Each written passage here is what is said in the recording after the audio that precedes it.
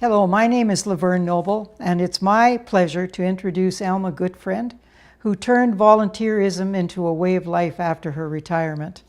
In 2013, Alma was cited for her volunteerism during Volunteer Week. Thank you, Alma, for joining us today. Alma, have you always lived in Medicine Hat, or can you tell us a little bit about your early years? I lived in Irvine from the time I was born until I turned 15, and then I moved to Medicine Hat, and I've lived here ever since. And I think, if I remember correctly, you told me that you ended up going into the banking business. Is that correct? Yes. When I was 16, I applied for a job with the Bank of Montreal, and they accepted my application, and it was my life's work. I retired in 1989 after 30 years of full-time service. So I know that in your early years you were very fond of dancing. Can you tell me anything about that? Oh, I still love to dance. When my husband and I were dating and when we were first married, we used to dance 3 times a week.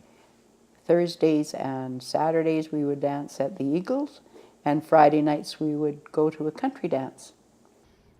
Can you, any of the places, like were these wedding dances or? No, they were public dances. They don't have them anymore now, which is a real shame, but a band would play and you'd pay your admission and anybody that was interested, and there were lots of people. That was a way of life in those days.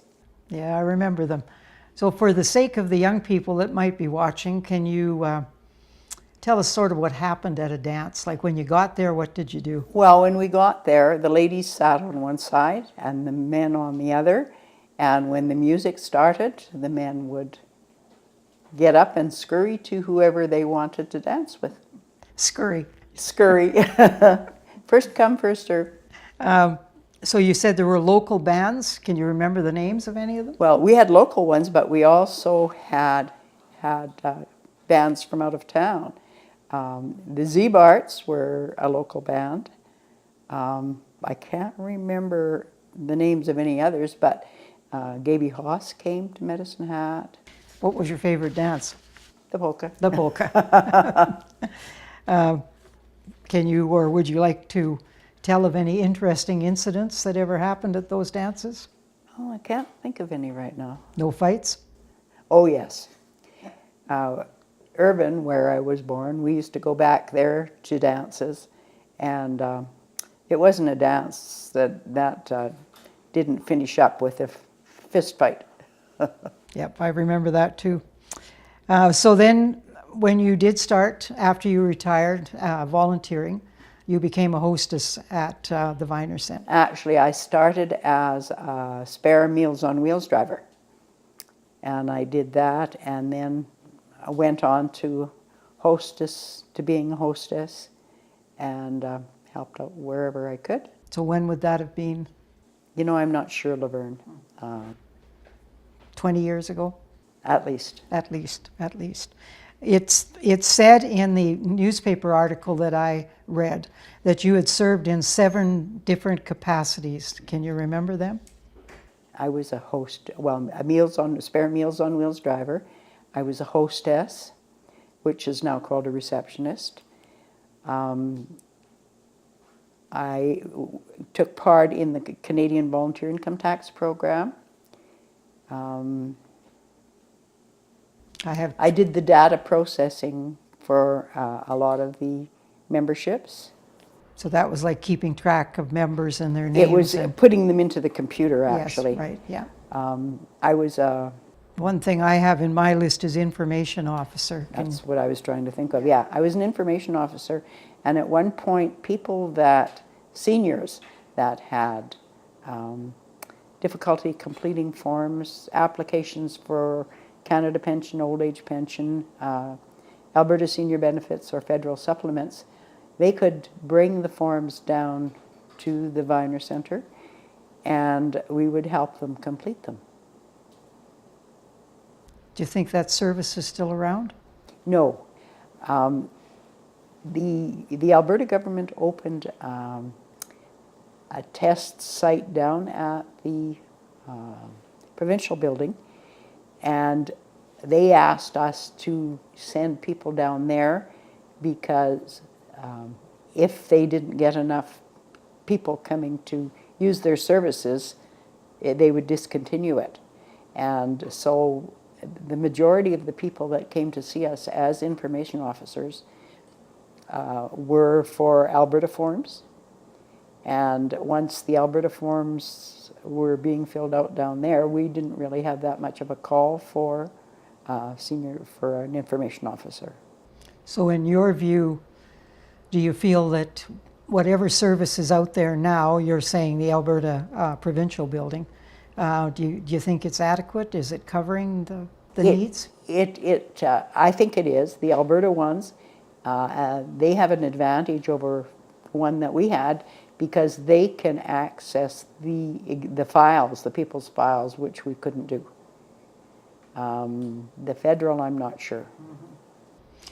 In my list, I have trade shows. Did they have trade shows at the Viner Centre then? They did. They didn't have trade shows at the Viner Centre, but there's a trade show at the Cypress Centre twice a year, and the City of Medicine Hat rented tables, and we used to go out there and promote the Viner Centre and sell memberships. Oh, yeah, okay.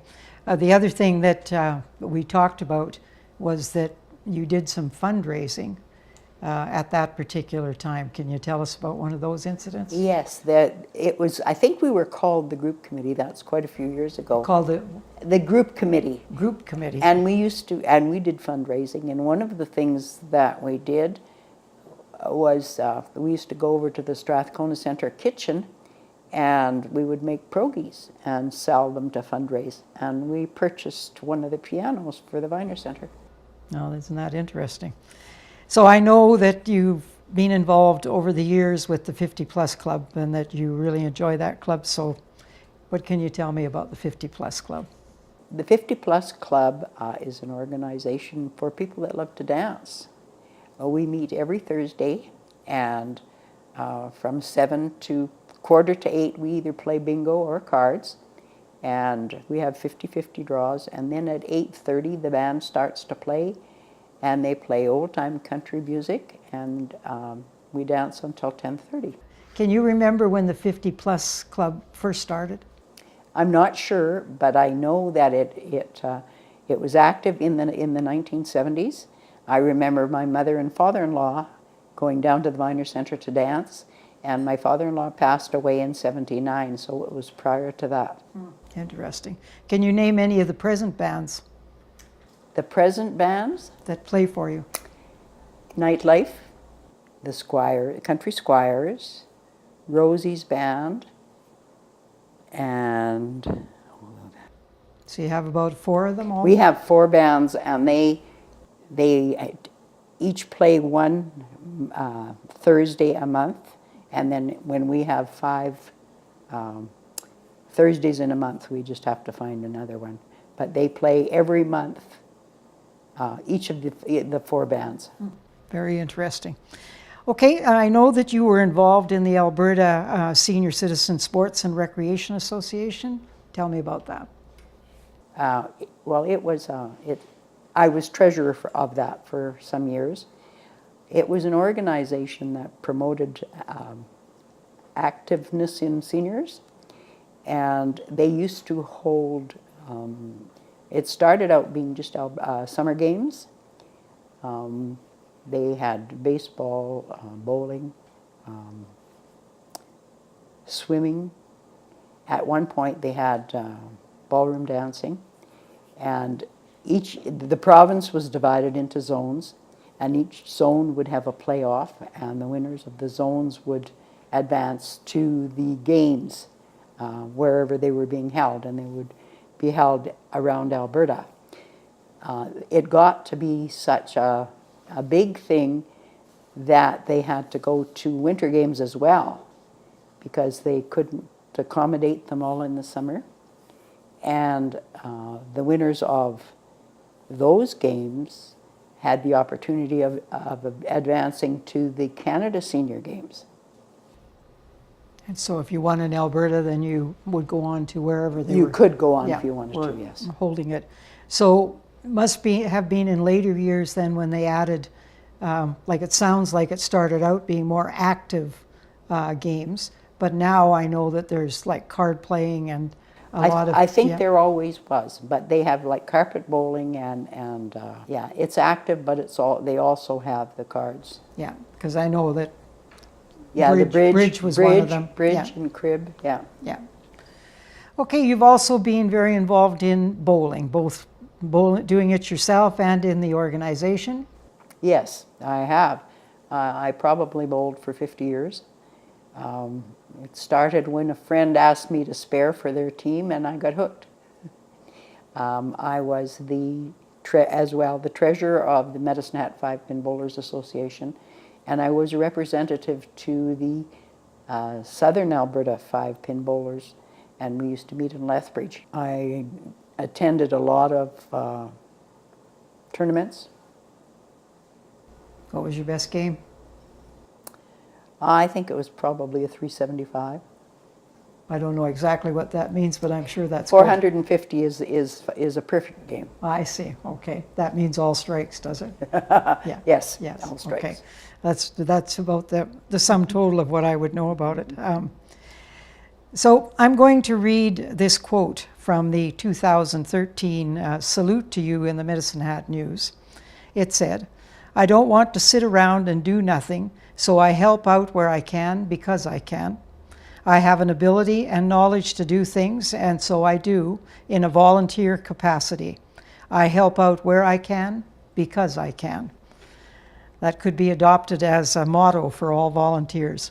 So can you tell me a little bit more about what it's meant to you to be a volunteer, why you did it? And I just felt such satisfaction meeting new people, but as a receptionist, as a tax preparer, as an information officer, I was able to help people who needed help.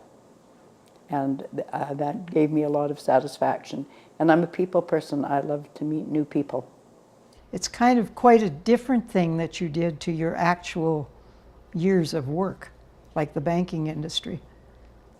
Well, yeah, I guess you could say so, because the bank was very regimented when I started working for them, and you waited on the customers and you didn't socialize. Whereas with the volunteering, you can socialize. The more you do, the better it is. For yourself and for others. Absolutely. Yes. Thank you very much, Alma. I'm just so pleased to have had this opportunity to talk to you. Thank you for watching this segment of our Oral History Project. We are interviewing seniors that, through sharing of their passions and leadership, have helped to make a significant contribution to the sorts of things that go on at the Viner Center. If you would like some more information, contact the Viner Center reception desk.